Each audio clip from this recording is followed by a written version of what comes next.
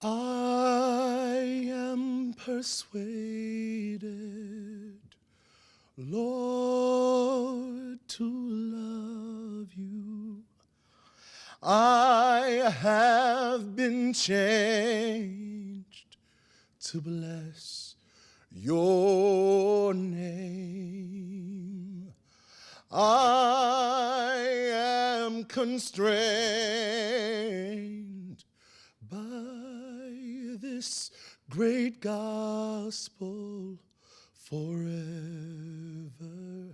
to worship thee.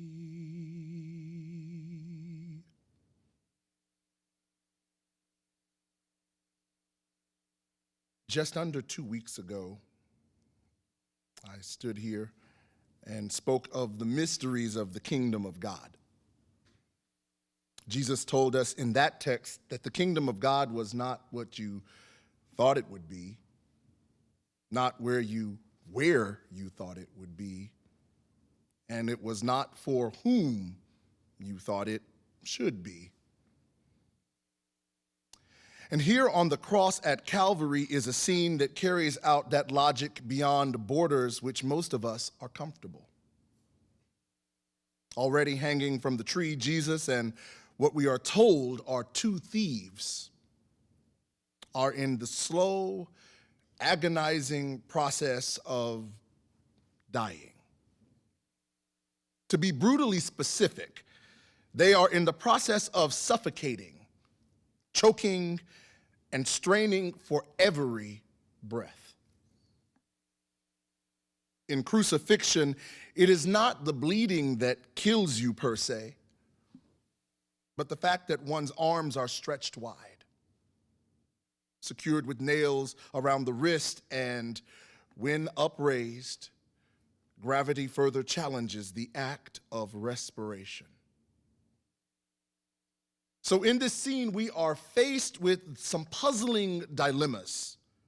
Here we find a convicted felon publicly accused by his peers of theft, a man in the midst of his guiltiness who makes a petition. Beside him is another recent convict, a man publicly shamed and humiliated, sentenced to death, hanging on a cross, and in the midst of his apparent powerlessness, has his sovereignty invoked. This invocation is not like the mocking that came from the mob that said, if you are the king, then why don't you bring yourself down? This invocation is not like the faux crown of real thorns that pierced his brow. This invocation was consistent, however, with the cries of Hosanna that rose as he rode into Jerusalem. This invocation was one that saw beyond the cross to see the Christ. And perhaps I'm taking too much liberty with this supposed thief, but I imagine he might have been there when Jesus healed the 10 leprous men and saw only one outsider come back to say thank you for that miracle and to say that I believe. Or perhaps he was there when he wrote on the ground and the Pharisees dropped their condemning stones and the accused was set free. Or perhaps he was there when Lazarus got up 4 days after he was in the grave. And if none of these, I'm persuaded that he had heard something in some time at some place that led him to believe that this kingdom was somehow real. And a strange thing happens.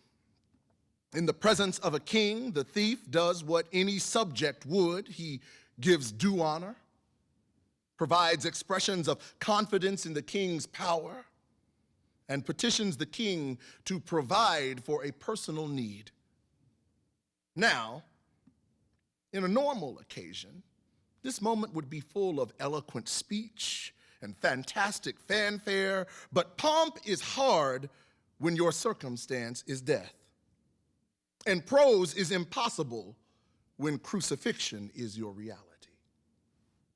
So yonder thief opts for poetry, distilling his sovereign obligations to one prolific line. Remember me when you come into your kingdom. The breath-deprived thief says in labored tones to his co-suffering neighbor, remember me. Can you blame him for what he asks?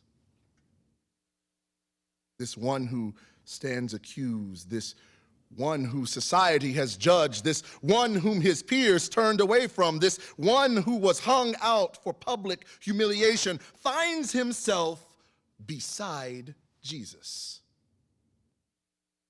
We don't know what his name was. We don't know what names he was called.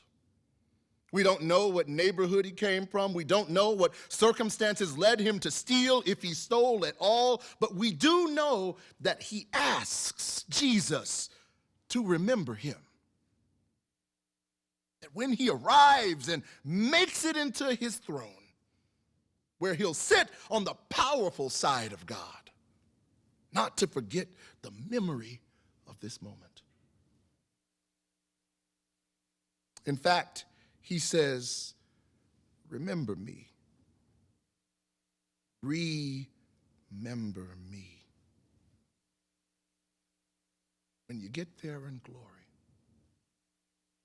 use your power to put together my broken pieces and make me the man you created me to be. Remember me, O Lord, when you come into your kingdom. And Jesus responds, this day you will be with me in paradise. This day in which you dared to demand to see my glory. This day when my friends and followers walked out on me. This day in which my human fragility is on full display. This day when my power is not evident. This day, you who believed in spite of, you who called out to me, you who shared in my suffering, you will also share in my reign this day. And it is this Jesus who confounds me. For he defines in this moment the kingdom in terms that defy what we've been taught. If I live right and if I pray right, then I know that heaven shall be mine. But Jesus says here, only believe. And this is hope for everyone. If you've ever been out of breath, if you've ever been out of luck, if you've ever been out of sorts, if you've been locked out, counted out, kept out, tossed about, buked, scorned, talked about as sure as you're born, if they've called you thief, sinner, snake, apostate, reprobate, effeminate, or just you ate too much, Jesus is waiting to breathe the breath of life back into you. Jesus is calling you into his kingdom. Jesus is promising you his power to endure and overcome, and his promise is greater than his name.